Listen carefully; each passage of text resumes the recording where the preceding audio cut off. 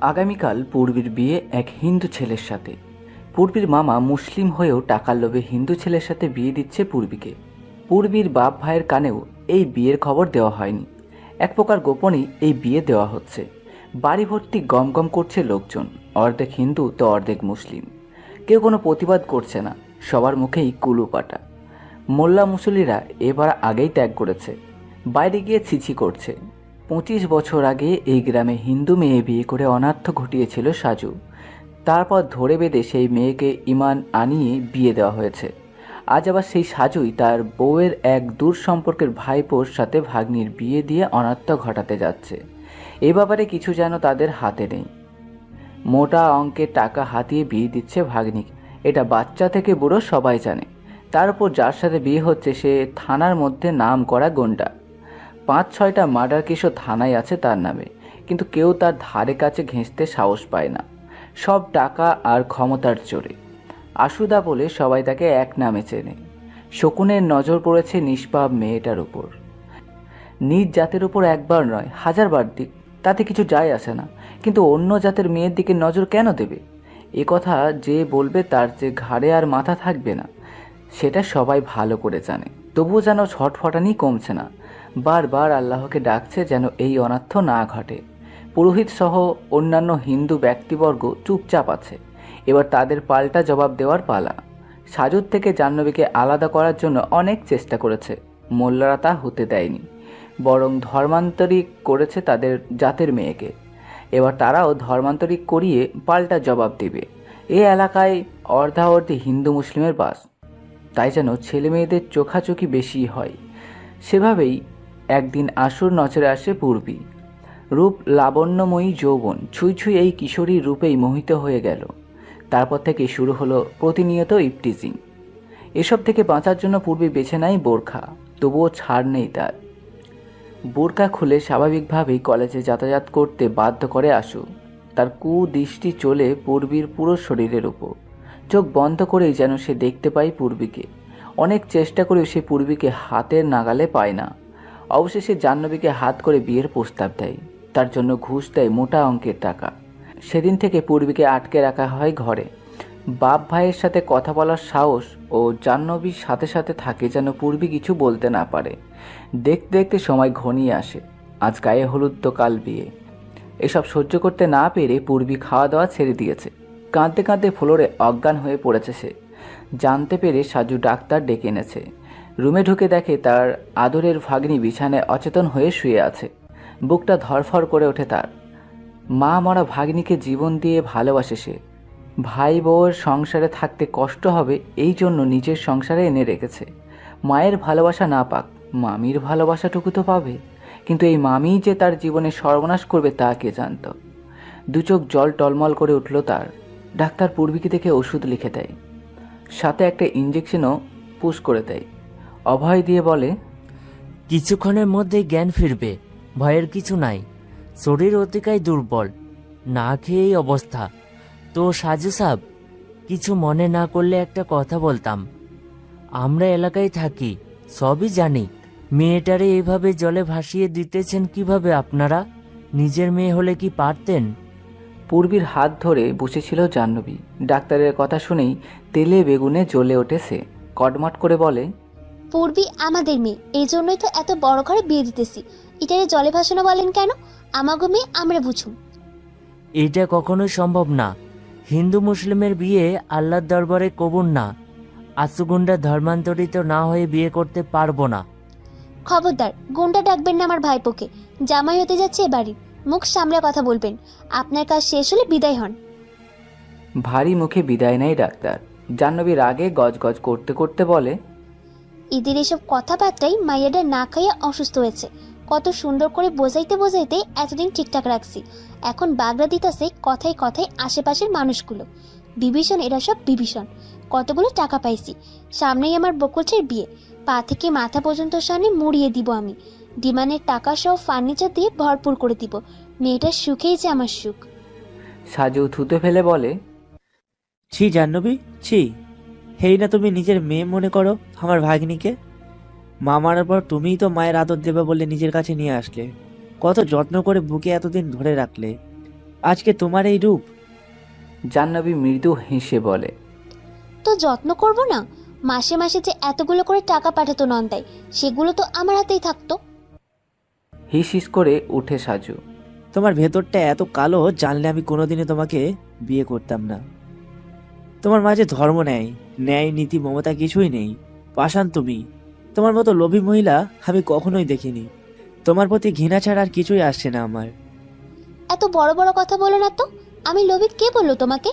আমি শুধু সুযোগে সদ্ব্যবহার করে কিছুটা হাতিয়ে নিলাম। মায়াদয় আমার মধ্যে আছে, এই জন্যই তো তোমার ভাগিনীর বিয়ে দিচ্ছি। তুমি কি ভেবেছো ওই আশু তোমার ভাগিনীকে ছেড়ে দিবে? বিয়ে দিতে না চাইলে ধরে একেবারে কুকুরের মতো খেয়ে ছাড়তো, রাস্তায় ফেলে রাখতো। আমি মামি হয়ে তা কি করে হতে দেই? পূর্বীকে বাঁচিয়ে রাখার জন্যই রাজি হয়েছি, আমি বাধ্য হয়েছি। দু হাতে মুখ ঢেকে হো হো করে কেঁদে ওঠে সাজু। পূর্বীর পাশে বসে বলে, আমি তোকে বাঁচাতে পারলাম না রে মা। শেষমেশ তোর এই রূপ তোর কাল হয়ে দাঁড়ালো। তুই কুৎসিত কেন হলি না মা? তাহলে তোকে এই দু হাতে কোনো শকুনের হাতে তুলে দিতে হতো না আমার। আমাকে ক্ষমা করিস তুই। জ্ঞান ফিরেই মামার কথাগুলো শুনতে পেয়ে ফুপিয়ে কেঁদে ওঠে পূর্বী। আমি ওই গুন্ডাটাকে বিয়ে করব না মামা, আমি মরে যাব। বলেই চিৎকার করে কাঁদতে থাকে। জাহ্নবী সাজুকে টেনে বের করে নিয়ে আসে রুম থেকে। দুপুরের কড়া রোদ, যদিও ঠান্ডা বাতাস বইছে, তাই অতটাও গরম লাগছে না। ছেলের বাড়ি থেকে গায়ে হলুদের তত্ত্ব এসেছে বলে একজন চিৎকার করে ওঠে। বকুল সাজু তাদের আদাব জানায়, ভেতরে আসতে স্বাগতম জানায়, নির্দিষ্ট জায়গায় তত্ত্বগুলো রাখে। বউ দেখবে বলে সবাই পূর্বীর রুমে ঢুকে পড়ে। পূর্বীর রুমে ছিল জাহ্নবী। পূর্বীকে কিছুতেই গায়ে হলুদের শাড়ি পরাতে পারছে না জাহ্নবী। সেই কখন থেকে চেষ্টা করে যাচ্ছে, দুবার গায়ে হাতও তুলেছে, তাতে কাজ হয়নি। পূর্বীর এক কথা, সে গায়ে হলুদ করবে না। এই বিয়ে সে কিছুতেই করবে না। দাঁত দিয়ে শাড়ি ছেঁড়ার চেষ্টাও করেছে। ছেলের বাড়ির লোক এসে দেখেছে এসব। জাহ্নবীর লজ্জায় মাথা কাটা যাওয়ার অবস্থা। মান সম্মান বুঝি এবার তার খোয়া গেলই। এখন যদি ওরা বলে বসে এতগুলো টাকা নিয়েও এখনো মেয়েকে বাগে আনতে পারেনি, তখন কি উত্তর দেবে জাহ্নবী? পূর্বীকে টেনে দাঁড় করায় সে। এবার শাড়ি পরাবেই। ছেলেপক্ষের একজন বলে ওঠে, এত লাফালাফি না করে শাড়িটা পর না বাপু। আমাদের আশুর গায়ের হলুদ তোমার গায়ে লাগাবে যে। লাগাবো না, আমি কিছুতেই লাগাবো না, মানি না আমি এই বিয়ে। চিৎকার করে বলে ওঠে। চোখের পলকেই তত্ত্বের কাছে চলে যায়। একটা ছুরি খুঁজে নিয়ে বিছিয়ে রাখা তত্ত্বগুলো কেটে কুচি কুচি করতে থাকে। আশুর গায়ের হলুদের বাটি তুলে ধরে আছাড় দিয়ে মাটিতে ফেলে দেয়। আশুর বোন আর জাহ্নবী ধরতে ধরতেই এই দুর্ঘটনা ঘটিয়ে ফেলে পূর্বী। জাহ্নবী চিৎকার করে ওঠে, ততক্ষণে হলুদ সম্পূর্ণ মাটিতে পড়ে নষ্ট হয়ে গেছে। পূর্বীর গা রাগে হিড়হিড় করে কাঁপছে। বাকি তত্ত্বগুলো মাটিতে ফেলে দেবে বলে হাত দিতেই জাহ্নবী হাত ধরে টেনে গালে দুটো চড় কষিয়ে দেয়। আশুর বোন ধাক্কা দিয়ে বসিয়ে জিজ্ঞাসা করে, সমস্যা কি তোমার? কেন এমন করছো? আমি কিছুতেই আপনার ভাইকে বিয়ে করব না, বুঝেছেন আপনি? ভয়ঙ্কর রাগে চোখ মুখ লাল হয়ে কাঁপছে পূর্বীর। এই রূপে শান্তশিষ্ট পূর্বীকে কেউ কখনো দেখেনি, তাই দমে যায় একটু। তারপর নরম সুরে বলে, দেখো পুরবী, আমাদের দিক থেকে তোমাকে নিয়ে কোনো সমস্যা নেই। আমার ভাইয়ের চোখে লেগে গেছো তুমি। আমার ভাই তোমাকে বিয়ে করতে চেয়েছে, এরপরে কারো কিছু বলার থাকে না। তুমি না চাইলেও কিছু করার নেই। তোমার সমস্যা হবে এটা আমরাও বুঝি। এক ধর্মের লোক হয়ে অন্য ধর্ম কাউকে বিয়ে করা সহজ কিছু না। তুমি যতই ধর্মে ভীরু হয়ে থাকো না কেন, সেটা একান্ত তোমার ব্যাপার। দুই ধর্মে কি বিয়ে হয় না? তোমার মামা মামি তো ভালোবেসে বিয়ে করেছে, তোমার মামি ধর্মান্তরিত হয়েছে। তুমি চাইলে তোমার ভালোবাসা যদি আমার ভাইকে ধর্মান্তরিত করতে পারো, তাহলে আমরা কোনো বাধা দিব না। অন্য ধর্মের প্রতি তোমার সম্মান রাখা উচিত। আপনি যেমন মানুষ আমিও তেমনই মানুষ আপু। পৃথিবীতে ভালোবেসে এক ধর্মের মানুষ অন্য ধর্মের মানুষকে এমন অনেক বিয়ে করেছে। প্রত্যেক ধর্মের প্রতি আমার যথেষ্ট সম্মান আছে, কিন্তু কোনো অমানুষের প্রতি সম্মান নেই। আপনার ভাইয়ের প্রতি আমার বিন্দু মাত্র ইন্টারেস্ট নেই। ভালোবাসা তো দূরে থাক, আপনার ভাই একটা চরিত্রহীন খুনি লম্পট গুন্ডা মাতাল। তাকে দেখলেই আমার গা ঘিন ঘিন করে, বমি আসে আমার ধর্মের হলেও আমি তাকে কোনোভাবে গ্রহণ করতাম না। নিয়ে জানে সব, আপনার ভাইও আমাকে ভালোবাসে না। এটা ওনার জিদ ছাড়া কিছুই না। আমাকে ছেড়ে দিন, রেহাই চাই আমি। এরপরে আশুর বোনের আর কিছু বলার থাকে না। পূর্বী যা বলেছে তা একদম ঠিক। তার ভাই একটা অমানুষ, সে জানে। আজ পূর্বীর পিছু ছুটেছে। পূর্বীকে হাসিল করার পর যে সে আর এক পূর্বীর জীবন নষ্ট করার পথে এগোবে তা সে ভালো করেই জানে। ভাইয়ের আচার আচরণ চরিত্র যে তারও পছন্দের নয়। সে যদি পূর্বীর জায়গায় থাকতো তাহলে কি মেনে নিতে পারতো আশুকে? কখনোই না। কিন্তু পূর্বীর ভাগ্যটাই খারাপ, তার জন্য খারাপ লাগছে। তার নিয়তিতে হয়তো এটাই লেখা ছিল। দীর্ঘশ্বাস ফেলে উঠে দাঁড়ায়। গায়ে হলুদ আর দেওয়া হলো না। হলুদ তো কবেই নষ্ট হয়ে গেছে। যাওয়ার সময় শুধু এটুকুই বলে যায়, নিজেকে তৈরি করো, গায়ে হলুদ না হলেও বিয়েটা কাল হচ্ছে। বিয়ে বাড়ি জমজমাট পরিবেশ। উঠোনে বসে মহিলারা কুটনো কুটছে। বাড়ির এক কোণে 9টা ছাগল জবাই করা হয়েছে বরযাত্রীদের জন্য। তারা গোমাংস খাবে না। অবশ্য জাহ্নবীও আজ পর্যন্ত গোমাংস খায়নি। কাঁঠাল গাছটায় দড়ি দিয়ে বেঁধে ঝুলিয়ে রাখা হয়েছে ছাগলগুলোকে। এখনো চামড়া ছাড়ানো হয়নি। কালো মিচমিচে চামড়ার সাথে পেছনের অন্ধকার ঝোপ যেন মিশে একাকার হয়ে গেছে। একজন দুটো বস্তা এনে ফেলে দেয় উঠানে। দড়ি খুলে উপুর করে বস্তা ঢেলে দেয় বিছানো পাটিতে। বেরিয়ে আসে জবাই করা অনেকগুলো ব্রয়লার মুরগি। এবার এগুলো ছাল ছাড়িয়ে কেটে নেওয়া হবে। কাল দুপুরে রোস্ট হবে, সবার প্লেটে উঠবে। জানলায় বসে আবজা চোখে দেখছে এসব পূর্বী। তার চোখে ছলছল করছে জলে, কিন্তু গড়িয়ে পড়ছে না। বুকের ভেতর কষ্টগুলো উন্মাদ নাচছে। বুক ফেটে বের হয়ে আসতে চাইছে সব, কিন্তু পারছে না। মরে যাবে সে। এই যন্ত্রণা এমন যন্ত্রণা যে মৃত্যু যন্ত্রণাকে হার মানায়। মামা বলে কেঁদে ওঠে পূর্বী।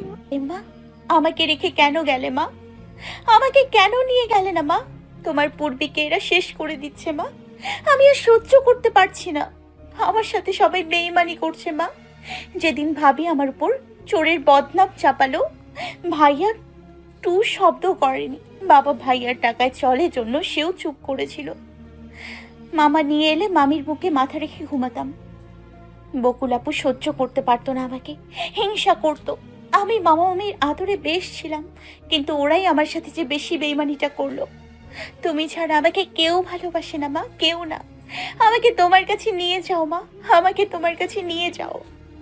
পূর্বীর চিৎকারে অনেকের চোখে কান্না চলে এলেও কেউ কিচ্ছু বলতে পারে না। কাজ শেষ করে ঘুমাতে চলে যায়।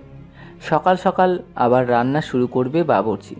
পূর্বীর চোখে ঘুম নেই, খাওয়া নেই। পশ্চিমের মসজিদ থেকে ফজরের আজান ভেসে আসে। দুর্বল শরীরটাকে টেনে টুনে বাথরুমে গিয়ে অজু করে নেয় পূর্বী। রুমে এসে ফ্লোরে জায় নামাজ বিছিয়ে চার রাকাত নামাজ শেষ করে সিজদায় গিয়ে অঝরে কাঁদতে থাকে। বারবার আল্লাহকে বলতে থাকে, এই মানুষটার হাত থেকে আমাকে বাঁচাও মামুদ, তুমিই রক্ষাকর্তা। চোখ দুটো লেগে আসে তখনই। দরজার শব্দে চোখ মেলে পূর্বী। তাকিয়ে দেখেই ভয়ে কুঁজো হয়ে যায়। উঠে দুপা পিছিয়ে যায়। কাঁপতে কাঁপতে বলে, আপনি এখানে কেন? চলে যান এখান থেকে। আশু ভেতরে ঢুকে আলোতে এসে দাঁড়ায়। মাটি কালার শার্ট পরেছে সে। বুকের দিকে দুটো বোতাম লাগানো, বাকি সব খোলা। সাদা ফর্সা শরীর, হাতে কয়েকটা লাল সুতো বাঁধা। সোনার উপর প্রত্যেক আঙুলে আংটি, গলায় সোনার মোটা চেন। মাথার চুলগুলো উস্কো খুস্কো, মুখ ভর্তি ঘন জঙ্গল দাড়ি। কষায়ের মতো গোপ। মানুষ ঠিকই বলে, খুনিদের চেহারা অটোমেটিক জাল্লাদের মতো হয়ে যায়। আশু খুনি, গুন্ডা। আশুকে এই মুহূর্তে গুন্ডাও মনে হচ্ছে না, জল্লাদও মনে হচ্ছে না। তাকে দেখেই বলা যায় সে মাতাল। দাঁড়িয়ে থেকেও টলছে। মদ খেয়ে মাতাল হয়ে ঘরে ঢুকেছে ভেবেই পূর্বী বুক কেঁপে ওঠে। আশু মাতাল কণ্ঠে বলে, বাহ সুন্দরী, তুমি তো দেখি বরকে অন্ধকারে দেখেও চিনে ফেলো। ফুলসজ্জা করার পর তো বাকিটাও চিনে ফেলবে। অশালীল কথা শুনে পেটের ভিতর ঘোটা শুরু করে পূর্বী। এই বিদঘুটে চেহারা দেখে আর নোংরা কথা শুনেই মনে হচ্ছে তার এক্ষুনি বমি হবে। ভাগ্যিস পেটে কিছু নেই, নয়তো এতক্ষণে বমি এক দফা হয়ে যেত। আর সরাসরি সেই বমি পড়তো আশু গুন্ডার মুখের ওপর। এই মুহূর্তে কিছু না খাওয়ার জন্য একটু আফসোস হচ্ছে পূর্বীর। এসব কথা আর সে শুনবে না। গলা বাড়িয়ে বলে, আপনি কেন এসেছেন এখানে? মদ খেয়ে মাতলামি করার জায়গা পান না? না, কে আপনাকে আমার ঘরে ঢুকতে গিয়েছে? বের হন আপনি। আমি মানি না আপনাকে, শুনেছেন আপনি? কেন মানো না সুন্দরী? কি নেই আমার? তোমাকে সুখী করার জন্য সবই আছে। তুমি যদি চাও দিনে 2 বার T20 খেলতেও রাজি আমি, বিলাসবহুল হোটেলেও রাখবো। পূর্বী কান চেপে ধরে, সে আর শুনতে পারছে না। এই কান কেন বধির হয়ে যাচ্ছে না? কান কেন চেপে রেখেছো সুন্দরী? কত প্রেমের কথা বলবো আমি, সব তো শুনতে হবে তোমাকে। কান খোলা রাখো। এগিয়ে সেই হাত ধরে আশু কান থেকে হাত সরাতে চায়। পূর্বী চিৎকার করে বলে ওঠে, হাত ছাড়ুন আমার, আপনার কথা শুনবো না কিছুতেই আমি। আশু চুলের মুঠি ধরে টান দেয়, দাঁত কটমট করে বলে, মা, কান থেকে হাত নামা বলতাছি। পিদিতের কথা শুনবি না কেন তুই? আমার গায়ের হলুদ ফেলাই দিস? সাহস কত বড় তোর? ব্যথায় পূর্বী চিৎকার দিয়ে ওঠে। চেঁচা করতি চেঁচা, আমি নাকি গুন্ডা, অমানুষ? আজকে অমানুষগিরি কাকে বলে তোকে বুঝাইয়া দিব। আমাকে বিয়া করবি না তুই? কোন নাগর পাইতাছিস দেখে ছাড়বো না আমি। বাড়ির সকলেই সেখানে চলে আসে। সকাল হয়ে গেছে ইতিমধ্যে। আশুকে দেখে চমকে ওঠে। আমার চুল ছাড় কুত্তা। ও আল্লাহ, ব্যথা! হাত ছাড় কুত্তা। আমি মরে গেলেও তোকে বিয়ে করব না, কিছুতেই না। তুই বিয়ে করবি না, তোর বাপ বিয়ে করবে। পূর্বীর চুলের বুটি ছাড়তেই পূর্বী মাথায় হাত চেপে বসে পড়ে। আশু পকেট থেকে একটা সিঁদুরের কৌটা বের করে এক মুঠো সিঁদুর পূর্বী সিঁড়িতে ভরে দেয়। এবার দেখি বিয়ে না করে কাকে করস। ঘটনার আকস্মিকতায় সকলেই চমকে যায়, পূর্বীও চমকে যায়। সাজু ও কিছু লোক এসে আশুকে বের করে নিয়ে যায়। জাহ্নবী মুখে হাত রেখে বলে, ও মা, এ তো বিয়ে হয়ে গেল। নিয়তির লেখন খন্ডাইকে, নাকের ওপর সিঁদুর পড়েছে। অনেক সোয়াগ পাবি রে পূর্বী। মামির এমন কথায় পূর্বী যেন ভড়কে যায়। মাথায় হাত দিয়ে দেখে এক গাদা লাল রং। এসব কি? নাকের কাছে আনতেই বমি করে দেয়। পানি ছাড়া কিছুই বের হয় না। বাথরুমে ছুটে যায় ধুয়ে ফেলতে। জাহ্নবী ধুয়ে ফেলতে দেয় না। পূর্বী বলে, সকালের লগ্নে সিঁথিতে সিঁদুর পড়েছে। তোর বিয়ে হয়ে গেছে পূর্বী। এই সিঁদুর তোর স্বামীর দেওয়া, এটা মোছার চেষ্টাও করবি না।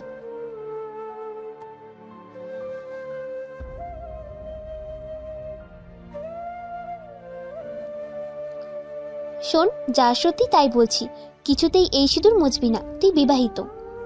আমি মানি না, ইসলামে এর কোনো মূল্য নেই।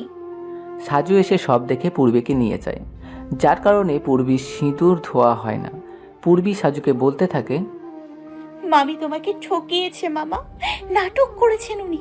সে একজন চিটার, লোভী মহিলা। তুমি ওনার সাথে আর সম্পর্ক রাখবে না মামা, কিছুতেই রাখবে না।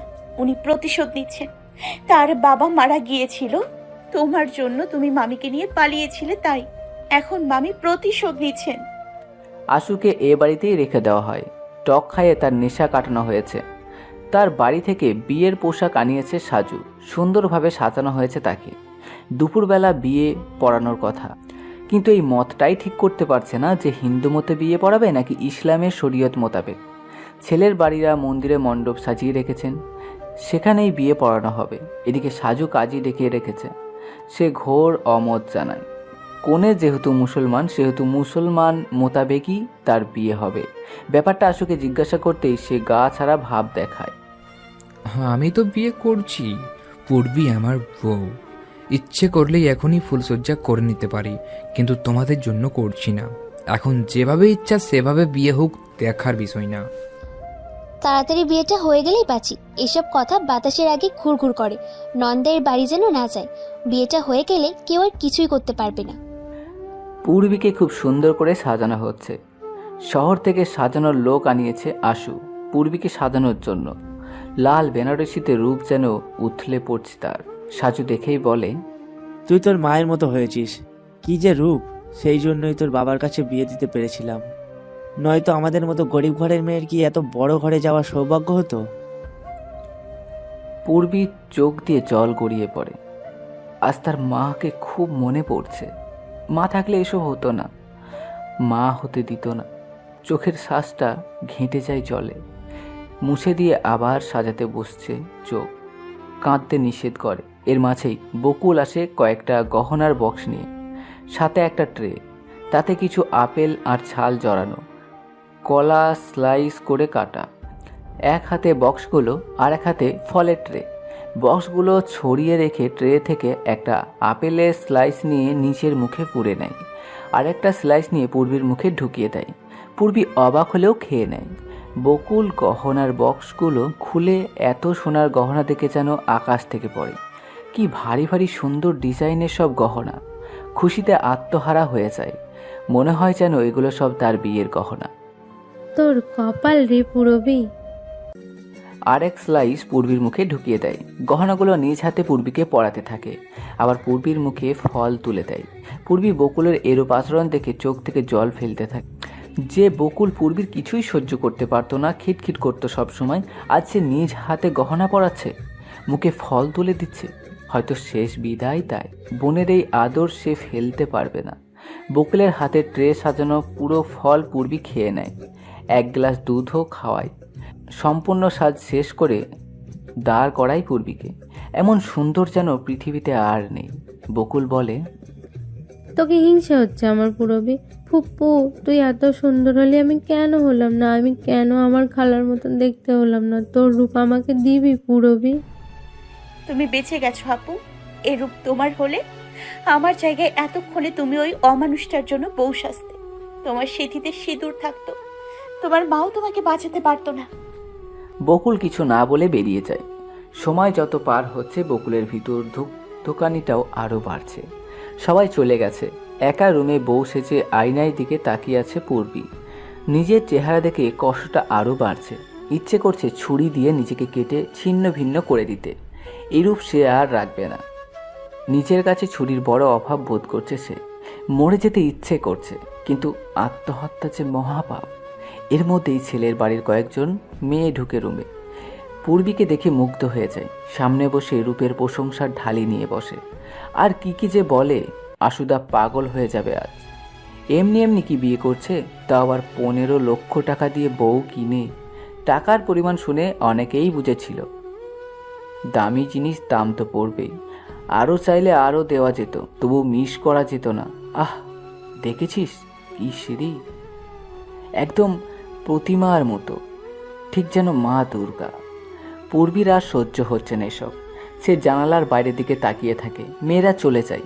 বিয়ে পড়ানো শুরু হবে কিছুক্ষণের মধ্যেই। পূর্বী চোখ বন্ধ করে বারবার আল্লাহকে ডাকছে যেন এই মুহূর্তে তাকে মৃত্যু দান করে। এর মধ্যেই বকুল ঘরে ঢোকে, সাথে বকুলের এক বান্ধবী। পূর্বী চোখ মেলে তাকায়। বকুল ঝটপট পূর্বীর পা থেকে জুতো জোড়া খুলে পূর্বীর হাতে ধরিয়ে দেয়। পূর্বী কিছু বুঝে না ওঠার আগেই বকুল টেনে পেছনের দরজা নিয়ে আসে তাকে। বকুলের বান্ধবীর হাতে একটা লাগেজ। পূর্বী জিজ্ঞাসা করে, আপু কোথায় নিয়ে যাচ্ছ? পূর্বীর কাঁধে একটা ভ্যানিটি ব্যাগ ঝুলিয়ে দিয়ে দরজা খুলে দৌড় দেয় তিনজনে। পূর্বীকে বলে, আপু। বড় রাস্তায় গিয়ে দাঁড়ায়। সেখানে একটা সিএনজি দাঁড়িয়ে আছে। বকুল পূর্বীকে সিএনজিতে তুলে দেয়। বকুলের বান্ধবী গিয়ে সিএনজিতে ওঠে। বকুল বলে, শোন, তোর লাগেজে তোর কিছু জামা কাপড় দিয়েছি আর সব কাগজপত্র। আর এই যে বোনটি, ব্যাগে আসুর দেওয়া কিছু টাকা আছে। মা আমার গয়নার জন্য খরচ করেছে কয়েক বান্ডিল। বাকি যা ছিল এখানে দিয়েছি। হোটেলে থাকলেও তোর 2-3 বছর চলে যাবে। পরনের গয়নাগুলো সামলে রাখিস। আপু এগুলো তো আশু গুন্ডা মামিকে দিয়েছে, ওর টাকা আমি কেন নিব? তোর দাম হিসাবেই তো দিয়েছি, তাই না? তোর টাকা তুই নিবি না তো কে নেবে? এই কয়েকদিনে কম কষ্ট দিয়েছি তোকে, সেগুলোর বিল ওঠেনি নাকি? এইগুলো তোর টাকা, বুঝেছিস? আমার গয়নার টাকা মাফ করে দিস। শ্যামলী তোকে বাসে উঠিয়ে দিয়ে আসবে।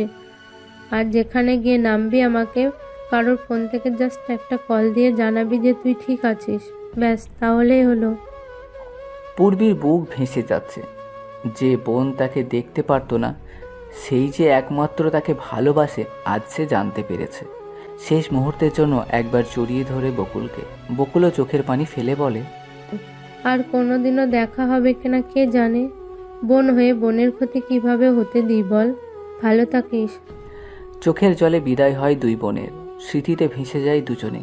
কত ঝগড়া, কত মারামারি, কত কাড়াকাড়ি, কত হিংসাহিংসি, আজ সব ভুলে ভালোবাসাই উচ্ছল হয়ে উঠেছে। প্রকাশ পেয়েছে অদৃশ্য বন্ধন।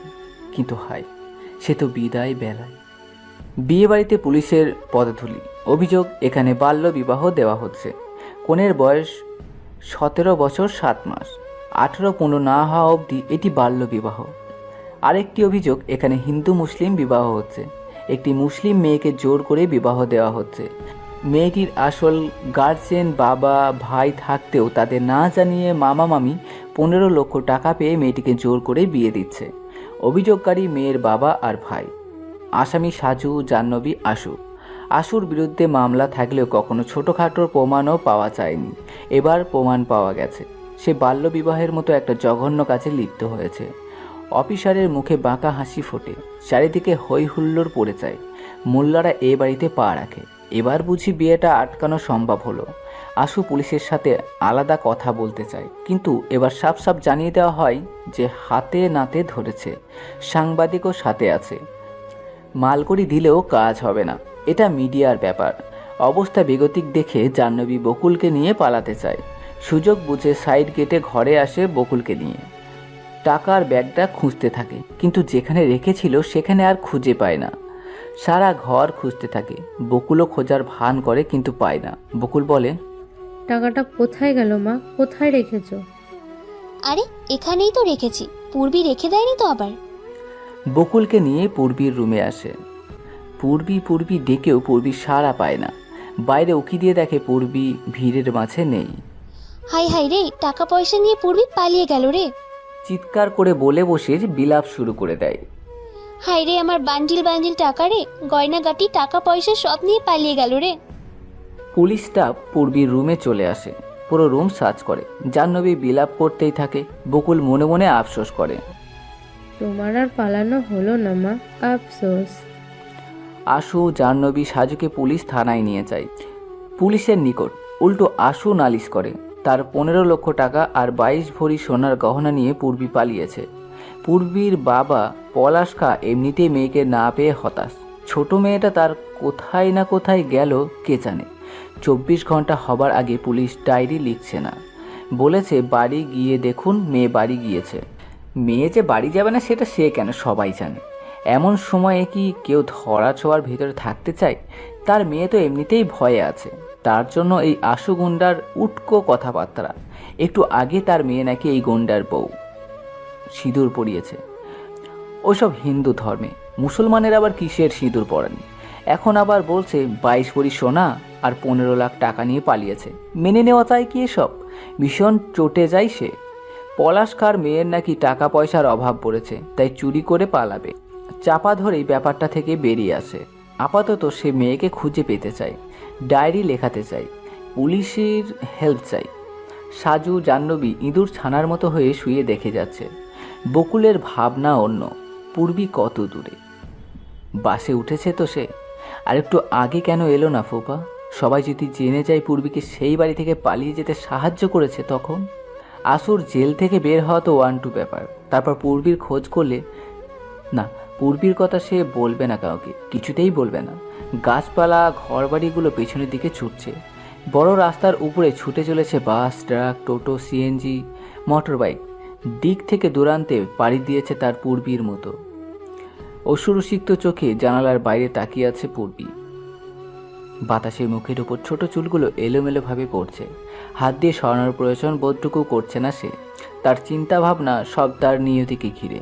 জীবন তাকে কোথায় টেনে নিয়ে যাচ্ছে।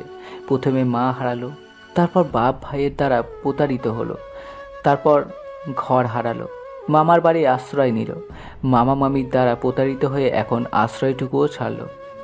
এক অজানা পথে ছুটছে সে, যেখানে নেই কোনো আপনজন, নেই কোনো ভরসার হাত, নেই কোনো আশ্রয়। সব হারিয়ে আজ সে সর্বশান্ত।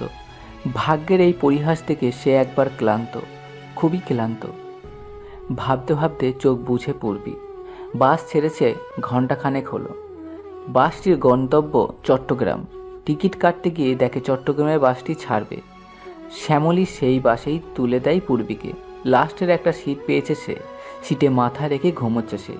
ঘুম ভাঙল কয়েক ঘন্টা পর বাস সুপারভাইজারের ডাকে। মিটমিট করে চোখ খুলে তাকায় পূর্বী। তার চারিদিকে অনেকেই হাঁ করে উৎসুক চোখে তাকিয়ে তাকে দেখছে, যেন পূর্বীর কোনো সার্কাসের যন্ত্র। এবার তাকে নিয়ে খেলা দেখানো হবে। সুপারভাইজার বলে, এই যে দিদিমণি, আধা ঘন্টার ব্রেক দিছে, বাইরে গিয়ে হোটেলে কাইয়া ফ্রেশ হয়ে নেন। এইভাবে মরার মতো ঘুমাইলে চলে? যান, উঠেন। পূর্বী বাইরের দিকে তাকায়। সন্ধ্যা নেমেছে। কয়েকজন দাঁড়িয়ে দাঁড়িয়ে বোতলে মুখ দিয়ে পানি খাচ্ছে। কেউ কেউ হাতে বন রুটিও খাচ্ছে, কলাও আছে হাতে। এখানে নামাজের জন্য ব্যবস্থা করা থাকলে সেই মগরিবের নামাজটা পড়ে নিতে পারত।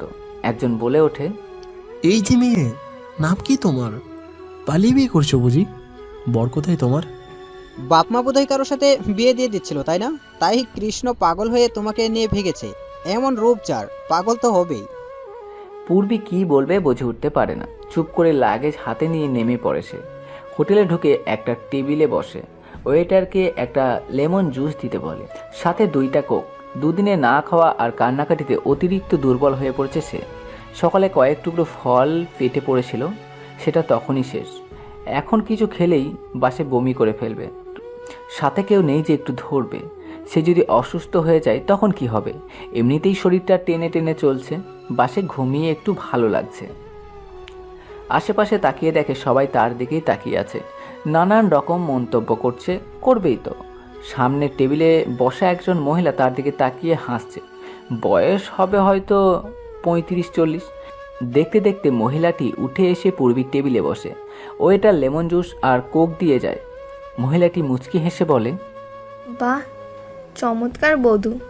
কি নাম গো তোমার? পূর্বী। বাহ, অনেক সুন্দর নাম। একা কেন? কেউ সাথে নেই? পূর্বী মাথা নাড়িয়ে না করে। মহিলা জুসের দিকে ইশারা করে বলে, খাও, বাস ছেড়ে দেবে আবার। আমি তোমার পাশের সিটেই ছিলাম। পূর্বী গ্লাসে চুমুক দেয়। মহিলাটি জানায় সেও চট্টগ্রামে যাচ্ছে। চট্টগ্রামে পূর্বীর থাকার জায়গা না থাকলেও তার সাথে যেতে পারে। সে একটা মহিলা, হোস্টেলের দায়িত্বে আছে, সেখানে ব্যবস্থা করে দিতে পারবে।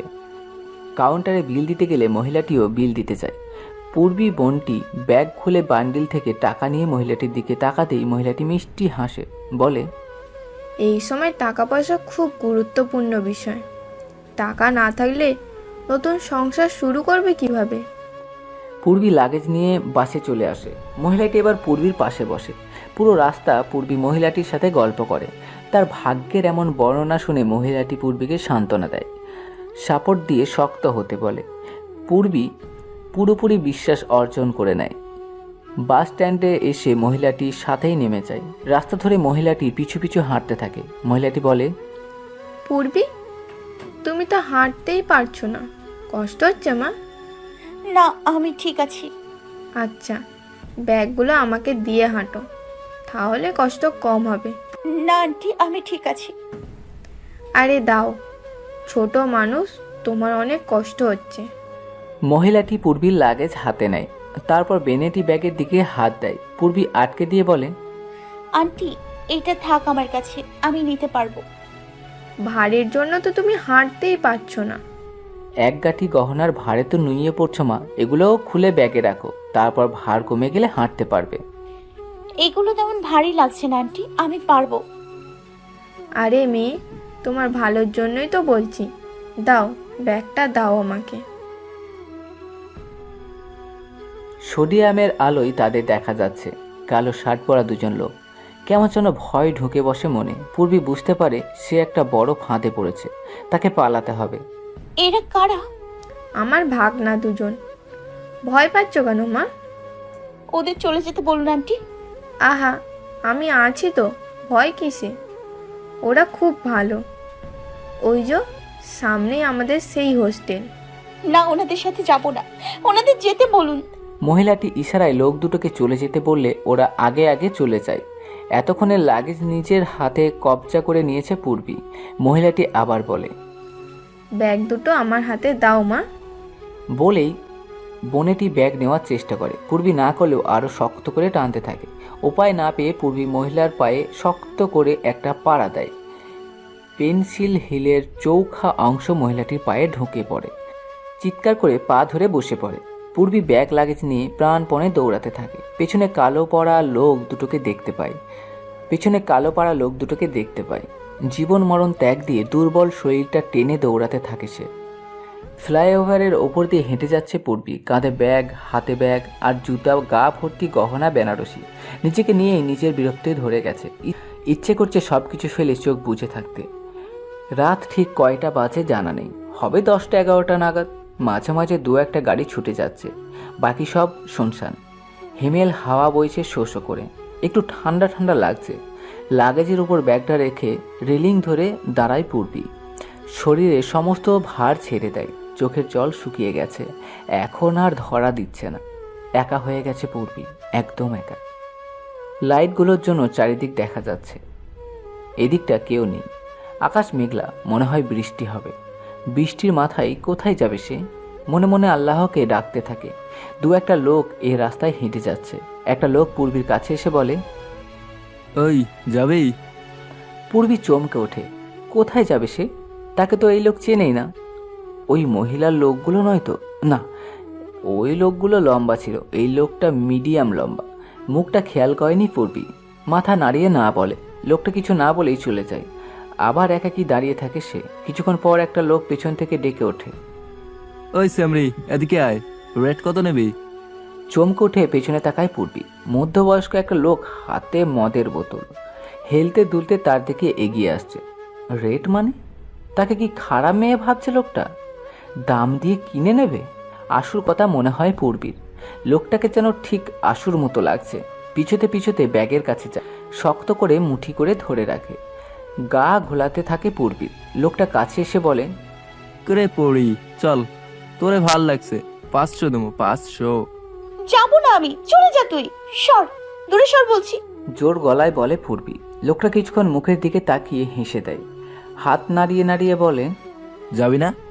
না গেলি নিলাম না তোকে। তুই যাবি না, আমি নিলাম না। পাগলের মতো হাসতে হাসতে চলে যায় লোকটি। লোকটি যখন তাকিয়েছিল, ভয়ে বারবার ঢোক গিলছিল পূর্বী। এবার যেন নিঃশ্বাস নিতে পারছে না। ফ্লাইওভারে যে রাতে এসব টুকটাক ব্যবসা চলে, সেই গল্প শুনেছে পূর্বী। আজ সে এই জায়গায় দাঁড়িয়ে বুঝতে পারছে ব্যাপারটা কতটা ভয়ানক। তাকে সবাই এরকম মেয়ে ভাবছে। সারা রাত কি একের পর এক লোক আসবে? কজনকে আটকাবে সে? কোথায় বা যাবে? হোটেল মোটেল কোন দিকে কিছুই জানে না, চেনে না। রাতের বেলা নতুন শহর, তার উপর কোমরটা যেন ভেঙে যাচ্ছে, পেটে ক্ষুধায় চুঁচু করছে। খালি পায়ে হেঁটে কঙ্কর দিয়ে ব্যথাও পেয়েছে। শরীর অস্থির করছে পূর্বীর।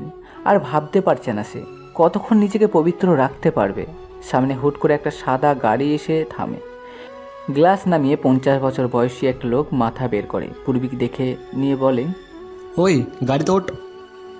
পূর্বী বুঝে গেছে এই লোক তাদের দলেরই একজন। মাথা নামিয়ে না করে পূর্বী। লোকটা আবার শীষ বাজায়। পূর্বী একটু দূরে সরে দাঁড়ায়। 2 মিনিট যায় গাড়িটা দাঁড়িয়েই থাকে। পরক্ষণেই পূর্বী দেখে লোকটা গাড়ি থেকে নেমে তার কাছে এসে দাঁড়ায়। শীষ বাজিয়ে বলে, 2000 দেবো, চল আয়। না। 500 বাড়ি দিলাম, এবার তো চল। না। না যাবি না? ব্যস্ত হয়ে পাওয়ার দেখাস, বসে যে বসে আছোস, ঘরে বউ আবার শখ জেগেছে নি? চল চল চল, আইডি দিমু, দেরি করিস না, পুলিশ টয়েল দিতে পারে। যাবো না আমি, দূরে সরেন আমার থেকে। বাবা, সত্যি সাবিত্রীপনা কোত্থেকে শিখলি? আয় চল। না না, যাবো না, আমি ভালো মেয়ে। আমি তো কারো ভালো করে দেবো, চল। বলেই পূর্বীর হাত ধরে। পূর্বী ছাড়িয়ে নেওয়ার চেষ্টা করে বলে, ছাড়েন, গায়ে হাত দেবেন একদম, ছাড়েন। লোকটা ছাড়ে না, বরং আরেক হাত শক্ত করে ধরে। পূর্বী জোর করে ছাড়িয়ে নিয়ে দূরে সরে যায়। লোকটা রাগ দেখিয়ে গাড়ি নিয়ে চলে যায়। হাউমাউ করে কেঁদে ওঠে পূর্বী। হাঁটু মুড়ে বসে পড়ে। এতক্ষণে আটকে রাখা চোখের জল এবার বাঁধ ভাঙছে। নানান কথা মাথায় আসছে পূর্বীর। এরা গেছে, পরেরগুলো যে যাবে, এর সিওরিটি কে দেবে? একটার পর একটা আসতেই থাকবে। নিজের ইজ্জত বিলিয়ে দেবার থেকে মরা অনেক ভালো।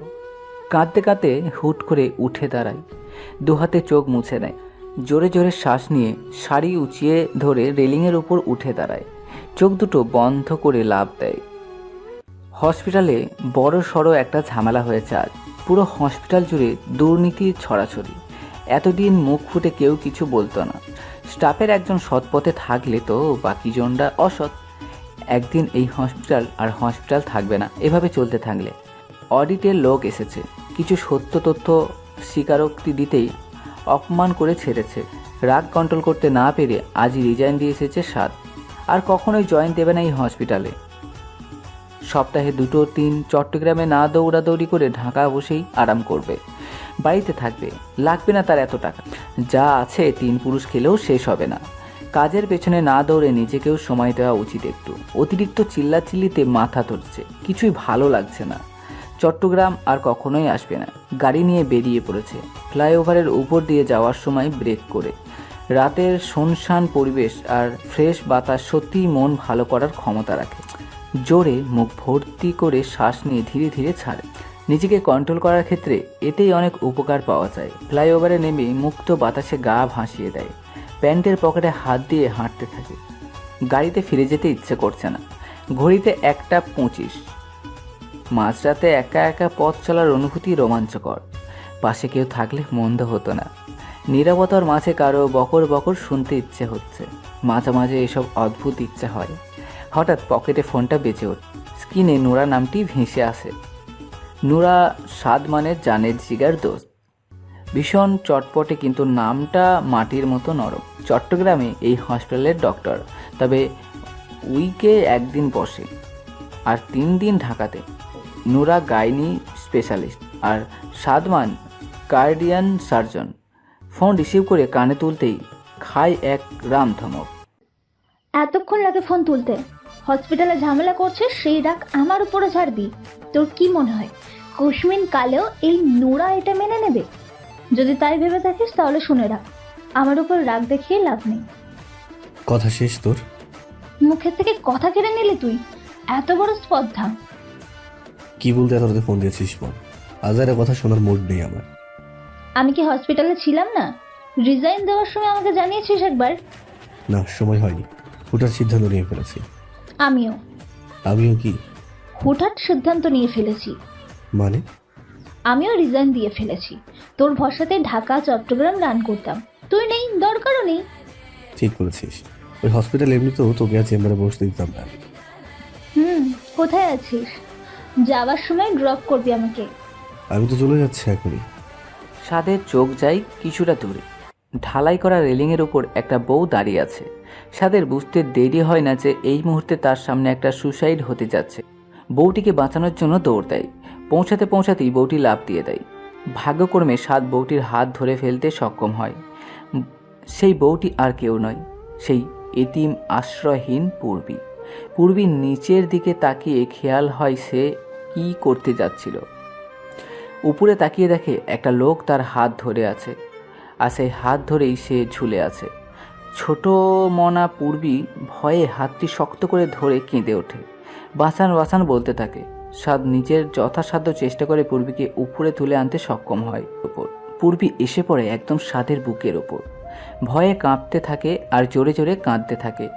এই অবস্থা থেকে সাদের প্রচণ্ড রাগে ফেটে পড়ার জোগাড়। একে তো হসপিটালের জন্য এমনিতেই মেজাজ খারাপ, তার ওপর এই স্টুপিড গার্লটার কার্যকলাপ। ধাক্কা দিয়ে সরিয়ে দেয় পূর্বীকে।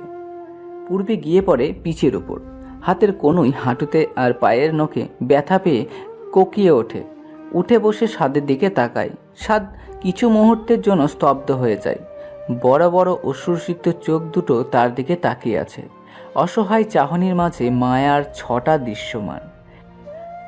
কম্পমান ভরাট একজোড়া ঠোঁট, গাল দুটোই হালকা মেকআপ, এলোমেলো কয়েকটা চুল মুখের ওপর চড়ানো, গয়নায় মোড়ানো বেনারসি দোপাট্টার আবরণে স্মৃতি ভর্তি সিঁদুর দেওয়া সদ্য বিবাহিত একটা বউ।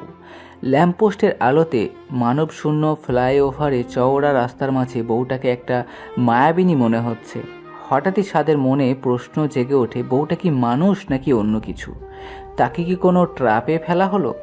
ফ্লাইওভার থেকে সুইসাইডের অনেক রেকর্ড আছে। ছোটবেলায় দাদির মুখে শুনেছে যে মাঝে মাঝে নাকি আগে নির্জন জায়গায় বউ বের হতো, যাকে পছন্দ হতো তাকে নিয়ে ট্র্যাপে ফেলে নিয়ে যেত। কিন্তু বউ কাঁদবে কেন? নিজেকে সামলে নেয় সাদ। এসব ভূত প্রেত সে বিশ্বাস করে না। রূপকথার সব আজগুবি গল্প রূপকথাতেই শোভা পায়। আগে কিছু থেকে থাকলেও আজকাল কিছুই নেই। এত সুন্দর একটা মেয়ে সুসাইড করতে গিয়েছিল ভেবেই সাদ রেগে ওঠে। ধমক দিয়ে বলে, এই যে বৌদি, কি করতে যাচ্ছিলেন আপনি? জীবনটাকে কি ভাবেন যে সুইসাইড করতে যাচ্ছিলেন? হ্যাঁ, লাভ দিয়ে বাঁচার জন্য আবার চিল্লাচাল্লি করে। মাথা ঠিক আছে? পাগল নাকি? আমি বুঝতে পারিনি। দেখুন, একদম কাঁদবেন না। আপনার কান্না দেখতে চাইনি আমি। দেখে তো মনে হচ্ছে সদ্য বিয়ে হয়েছে আপনার। হ্যাঁ, আপনার হাজবেন্ড কোথায়? নিশ্চয়ই রাগ করে চলে এসেছেন। এতক্ষণে নিশ্চয়ই খোঁজাখুঁজি শুরু হয়ে গেছে। যার বাড়ি বউ তার বাড়ি ফিরে যান। হাজবেন্ডের কাছে যেতে না চাইলে বাবা মায়ের বুকে ফিরে যান। কারো বুক খালি করার রাইট আপনার নেই। আমার সামনে মূর্তিটা ছিলেন জন্যই বাঁচিয়ে নিতে পেরেছি। এটা আমার কর্তব্যের মধ্যে পড়ে, নয়তো এতক্ষণ আপনার ডেড বডি পড়ে থাকতো। পূর্বী সাদের দিকে ফ্যাল ফ্যাল করে তাকিয়ে থাকে। কি? পূর্বী সাদকে পা থেকে মাথা পর্যন্ত দেখে। লোকটা যথেষ্ট হ্যান্ডসাম, দেখে বোঝা যাচ্ছে জেন্টালম্যান। জ্যাকেট দেখে জিজ্ঞাসা করে, আপনি কি পুলিশ? কেন? পূর্বী উত্তর দেয় না, কোনো মতে উঠে দাঁড়ায়। ব্যথায় কুকিয়ে ওঠে। ব্যালেন্স রাখতে না পারলে সাদ এসে হাত ধরে নেয়। আপনি পুলিশ হলেও খুব নির্দয় পুলিশ। বাঁচিয়ে নিয়ে মারার জন্যই তো ধাক্কা দিয়েছিলেন। সাদ দেখে সত্যি ব্যথা পেয়েছে, ছিলে গেছে একদম। অনেকটা মিলে গেছে। মাসে গিয়ে ব্যান্ডেজ করে দেবেন। জায়গাটা ভালো নয়, বিপদ আপদ ঘটতে পারে। চলে যান, অনেক রাত হয়েছে। কয়টা বাজে? পকেটে হাত দিতেই দেখে ফোন নেই। ফোন তো সেখানেই ফেলে দিয়েছে। কলে নোরা ছিল ও শিট বলেই কপালে দুটো আঙুল প্রশস্ত করে রাখে সাদ। বাহে যান, এরকম ভুল আর কখনোই করবেন না। বলেই সাদ হাঁটা দেয়। নোরা নিশ্চয়ই বারবার ফোন দিচ্ছে, হয়ও তাই। রাস্তার উপর ফোনটা কুড়িয়ে নেয় সাদ। রাত না হয়ে দিন হলে এতক্ষণে ফোন আর ফোনের জায়গায় থাকতো না। কল রিসিভ করে। Hello Nora. কুত্তা ফোন কাটলি কেন? হাত থেকে পড়ে গিয়েছিল। শোন, আমার দ্য ওয়ে। আমাকে না নিয়ে চলে গেলি? এখনো যাইনি, ফ্লাইওভারেই আছি। তুই যদি যেতে চাস তাহলে চলে আয়, আমি ওয়েট করছি। ওয়েট কর, এক্ষুনি আসছি। সাদ ফোন কেটে পেছনে তাকাতেই পূর্বীকে দেখতে পায়। পূর্বীর মনে হয় লোকটা ভালো, অন্যদের মতো না। এর থেকে হেল্প পাওয়া যাবে। লাগেজ নিয়ে পিছু পিছু চলে আসে। সাদ ভাবে এদিক দিয়েই চলে যাচ্ছে মেয়েটা, তাই মাথা ঘামায় না। খেয়াল করে গাড়ি থেকে হাঁটতে হাঁটতে অনেকটা পথ চলে এসেছে। মেঘ সরে আকাশে বাঁকা চাঁদটাও দেখা যাচ্ছে। সাদের সাথে হেঁটে পারছে না পূর্বী। এক পর্যায়ে জোরে বলেই বসে, একটু আস্তে হাঁটুন না, আমার পায়ে ব্যথা। চমকে তাকায় সাদ। তার মানে তাকে ফলো করছে। পূর্বী সাদের পাশাপাশি হাঁটছে এখন। সাদকে বলে, বললেন না তো আপনি কি পুলিশ? আমি বাড়ি থেকে পালিয়ে এসেছি। কেন? আপনাকে নিরাপত্তা দিতে বলবেন? বাসায় পৌঁছে দিতে বলবেন? একটা কোথাও থাকার ব্যবস্থা করে দিবেন প্লিজ। সাদ দাঁড়ায়, মাথা নাড়িয়ে বলে, না, আমি cardiac surgeon doctor Sadman Sheikh, police নই। I am sorry to say, আমি আপনাকে হেল্প করতে পারছি না। মিস্টার ডক্টর, একটু হেল্প করুন প্লিজ। সাদের দিকে তাকিয়ে হাঁটতে হাঁটতে হোঁচট খেয়ে পড়ে যেতে যায়। সাদ পূর্বীকে আটকিয়ে নেয়। পূর্বী সোজা হয়ে দাঁড়ায়। আবার ব্যথা পেয়েছে বুঝতে পারে সাদ। পূর্বীকে ধরে ধরে গাড়ির বুটের উপর বসায় সাদ। ফার্স্ট এড বক্স এনে হাতে পায়ে ওষুধ লাগিয়ে দেয়। পূর্বীকে জিজ্ঞাসা করে, হাড়তে ব্যথা পেয়েছিলাম দেখি। শাড়িতে হাত দিতেই হাত দিয়ে আটকে দেয় পূর্বী। সাদ পূর্বীর দিকে তাকিয়ে বলে, আমি doctor, so let me finish. Purbi কিছুক্ষণ চুপ করে থেকে নিজে থেকেই শাড়ির উপরে তুলে 2 হাঁটু বের করে। সাদ একবার তাকিয়ে চোখ সরিয়ে নেয়। এমন পরিস্থিতিতে কখনো পড়েনি সে। ডাক্তার হবার কারণে নারী পুরুষ অজস্র লোকের শাড়ি দেখেছে ছুঁয়ে, সেটা নিজের পেশার ক্ষেত্রে, কিন্তু কখনো চোখ সরিয়ে নিতে হয়নি। আজ কেন চোখ সরিয়ে নিতে হলো তাকে? নিজের সাথে যুদ্ধ করে সে আবার ফিরে তাকায়। মসৃণ একজোড়া আকর্ষণীয় নারী পা তার সামনে, হাঁটুতে লাল হয়ে আছে। সাদা ওই লাল হয়ে যাওয়া অংশটুকুতেই আঙুলে ওষুধ লাগিয়ে দেয়। পূর্বী যে কাঁপছে সেটা সে বুঝতে পারে। ওষুধ লাগানো শেষ হতেই সে উঠে পড়ে। মাথাটা একটু ঝিমঝিম করছে। পূর্বীর দিকে তাকায়। পূর্বীকে দেখেই বোঝা যাচ্ছে কতটা ডেসপারেট সে। ভীষণ মায়া হয় মেয়েটার প্রতি। বিয়ের পরেও মেয়েটি পালিয়েছে, নিশ্চয়ই বড় কোনো ঘটনা আছে, নয়তো কেউ পালায় না। সাথে কোনো ছেলে থাকলেও মানা যেত, যে জোর করে বিয়ে দিয়েছে, তাই প্রেমিকের হাত ধরে বিয়ের রাতেই পালিয়েছে। কিন্তু সাথে কেউ নেই। মেয়েটা আশ্রয় চাইছে। হতেই তো পারে প্রেমিকের সাথে কাল মিট করবে। প্রেমিক দূর থেকে আসছে, তাই লেট হচ্ছে। হিন্দু বিয়ে হওয়া অবধি না খেয়ে থাকতে হয়, সেটা তো মাথাতেই কেস করেনি সাদের। নিশ্চয়ই মেয়েটা না খেয়ে দুর্বল হয়ে পড়েছে। গাড়িতে তো খাবারও নেই, কি করবে এখন? গাড়ি থেকে পানির বোতল এনে হাতে ধরিয়ে দিয়ে বলে, আপনাকে দেখেই বোঝা যাচ্ছে যে না খেয়ে আছে। আপাতত পানি খান, একটু এনার্জি পাবেন। পূর্বী 1 লিটারের বোতল থেকে একটু পানি খায়। বুট থেকে নেমে সিঁথি থেকে টিগলি সরিয়ে সিঁদুর ধুতে থাকে। লাল পানিগুলো পায়ের সামনে ফোটাই ফোটাই পড়ে। সাথে নিঃশব্দে পূর্বীর চোখের বন্যাও বয়ে যায়। সাদ তাচ্ছিলের হাসি দিয়ে বলে, এত অবমাননা? তাহলে বিয়ের আগেই পালানোর চেষ্টা করতেন। ভাগ্যে থাকলে কি আর করার। পূর্বী সাদের দিকে তাকায়। পূর্বীর চোখ মুখ লাল হয়ে আছে। সাদ ভ্রু কুচকে তাকায়। পূর্বী রাগ দেখিয়ে বলে, আমি মুসলিম। হোয়াট? চমকে ওঠে সাদ, সাথে অবাকও হয়। একজন হিন্দু ব্যক্তির কাছে যেমন কবুলের কোনো মূল্য নেই, একজন মুসলিমের কাছে সিঁদুরেরও তেমন মূল্য নেই। কেউ একজন হুট করে সে সিঁথিতে সিঁদুর পরিয়ে দিলেই যে সেটা আমি মাথায় ভরে রাখবো, সেটা কখনোই হয় না। আমি পুরোপুরি একজন মুসলমান। নড়ে চড়ে দাঁড়ায় সাদ। অবাকের শীর্ষ পর্যায়ে চলে গেছে সে। কিছুটা বুঝলেও কিছুটা বুঝতে পারছে না। বোঝা না বোঝার দোটানায় পড়ে গেছে। আপনার কাছে আরো পানি আছে? পূর্বীর কথায় টনক নড়েছে সাদের। গাড়ি থেকে আরেক বোতল পানি নিয়ে আসে। পূর্বী ধুতে থাকে। সাদকে জিজ্ঞাসা করে, হয়েছে পরিষ্কার? সাদ ফ্ল্যাশ লাইট অন করে দেখে চুলের মাঝে এখনো আছে। ফোনটা পকেটে ঢুকিয়ে বলে, দাও আমি পরিষ্কার করে দিচ্ছি। নিজের হাতে মাথা পরিষ্কার করে দেয় সাদ। বয়সে তার থেকে অনেক ছোট হবে, তাই আর আপনি ডাকার প্রয়োজন বোধ করছে না। নিজের রুমাল এগিয়ে দেয়। পূর্বী মাথা সহ মুখ মুছে নেয়। ভেজা চুলগুলো কানের উপরে রাখা। মুখের মেকআপ এক বিন্দুও ওঠেনি, সব ফিক্সড হয়ে আছে। এবার পূর্বীকে স্বাভাবিক দেখাচ্ছে। এতক্ষণে সংকোচবোধ থেকে সরে এসেছে সাদ। পকেটে হাত গুজে বলে, এবার বলো তো কাহিনী কি? নাম কি তোমার? নওশিন আনবার পূর্বী, ডাকনাম পূর্বী। সাদ দুবার মুখে আওড়ায়, পূর্বী পূর্বী। 5 বছর আগে আমার মা মারা গিয়েছে। তারপর ভাই বিয়ে করে। ভাবি কেন যেন আমাকে সহ্য করতে পারতো না। একদিন একটি নেকলেস চুরির দায় করে আমাকে, অথচ ওরকম নেকলেস আমার। আমি সচ্ছল পরিবারের মেয়ে হয়ে নিজের ভাবির নেকলেস কেন চুরি করতে যাব?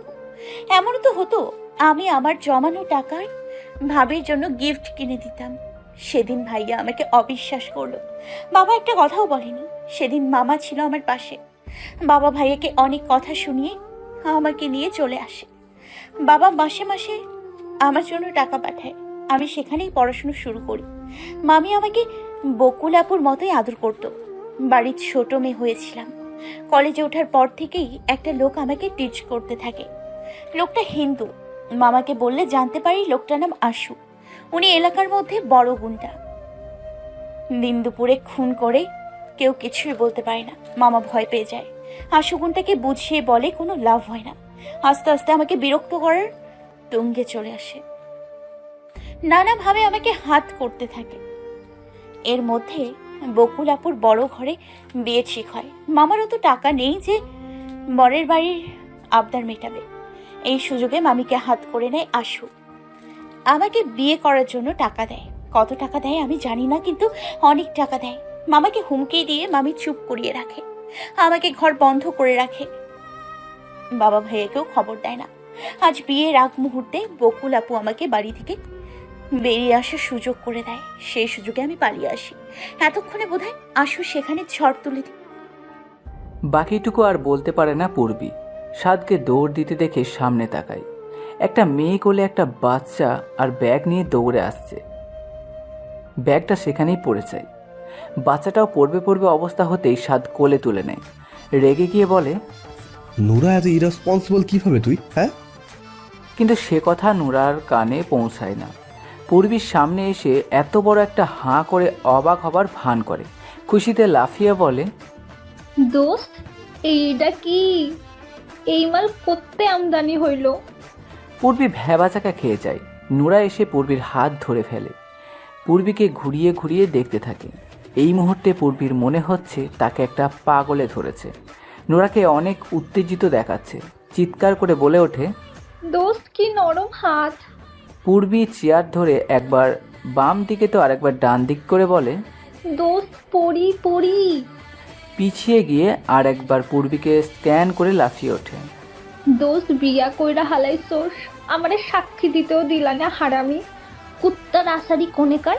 কি সুন্দর তুই তলে তলে প্রাইভেট কার চালাইয়া বর্ডার পাস কইরা হালছোস, আর আমি কিচ্ছু টের পাই নাই। হাই আল্লাহ, এত গাধি আমি! ভাল লাগছে দোস্ত, ভাল লাগছে। ওরে মাইয়া, এতদিন কনে আসিলা? আমারে কেন দেখা দাও নাই? তুমি যবে আমারে দেখা দিতা তবেই তোমার বাসর হইয়া যাইতো। ননদ হই তোমার ননদ, বুঝছো? কি সুন্দর রে। তো লাফালাফি কি বন্ধ করবে এবার? আরে দেখতে দে, তুই একাই দেখবি নাকি? আমিও দেখবো। বলে পূর্বীর সামনে রাস্তায় বসে পড়ে। দুই গালে দুই হাত দিয়ে ওয়াও ইমোজি বানিয়ে বলে, আহা, রূপ ঢাইলা গেল রে, আগে কেন দেখি নাই তোমারে। সাদের আর সহ্য হয় না। একে তো বাবু কোলে, তাই তুলে ধরে আছাড় দিতে পারছে না। দাঁতে দাঁত চেপে বলে, তুই উড়বি হারাবি, তোর বাঁদর নাচন দেখতে চাইছি আমি। রাস্তার মধ্যে সিনেমা করছিস কেন? আরে কি বলিস তুই? আমি ভাবি ছাড়া রাস্তায় আছে কে সিনেমা দেখবো?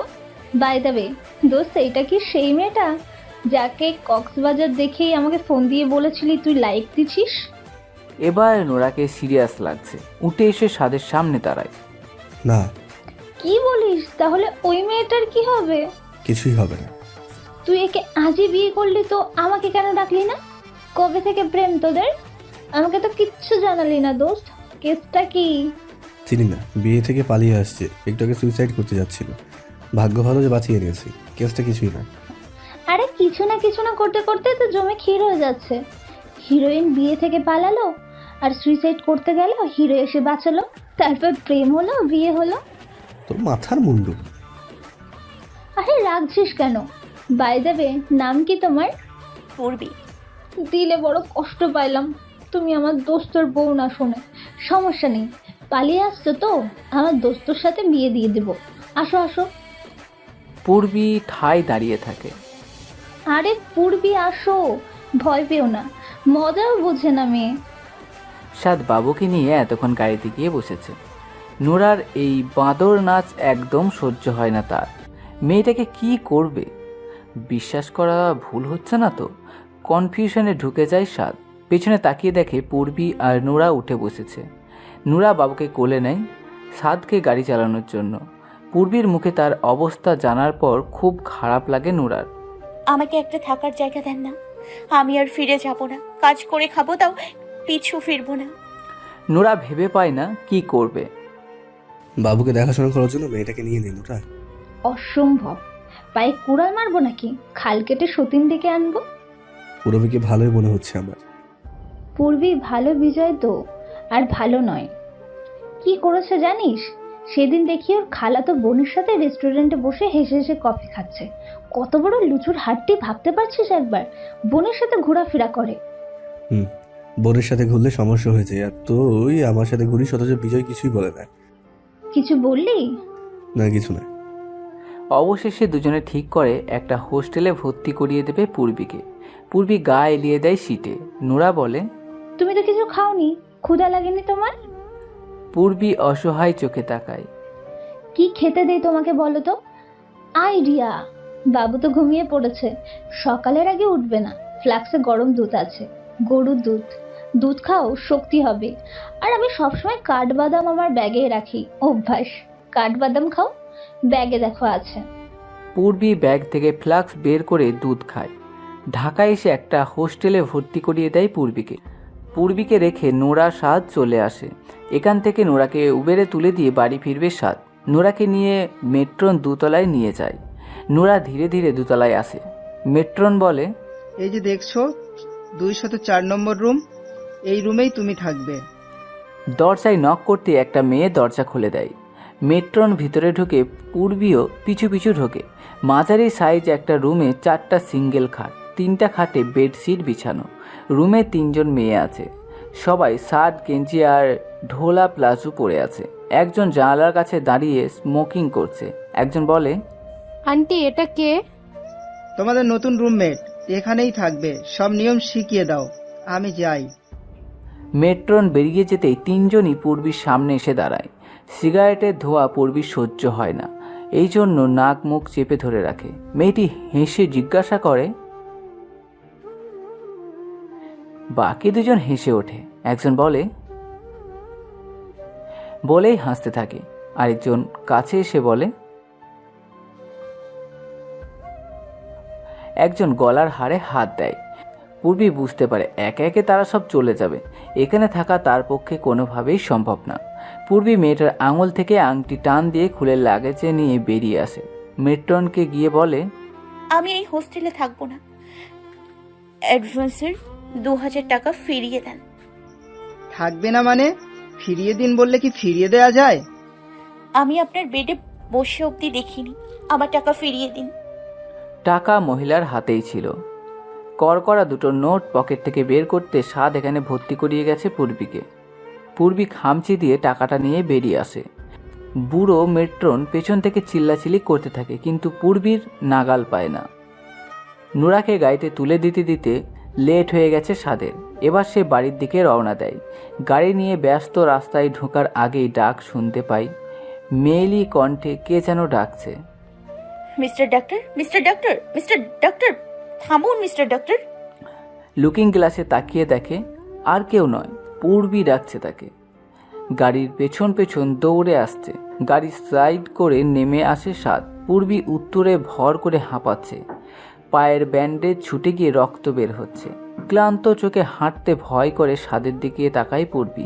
সাদ এগিয়ে এসে বলে, এভাবে দৌড়াচ্ছ কেন? হোস্টেলে থাকার ব্যবস্থা করে দিয়ে এলাম তো, আবার কি?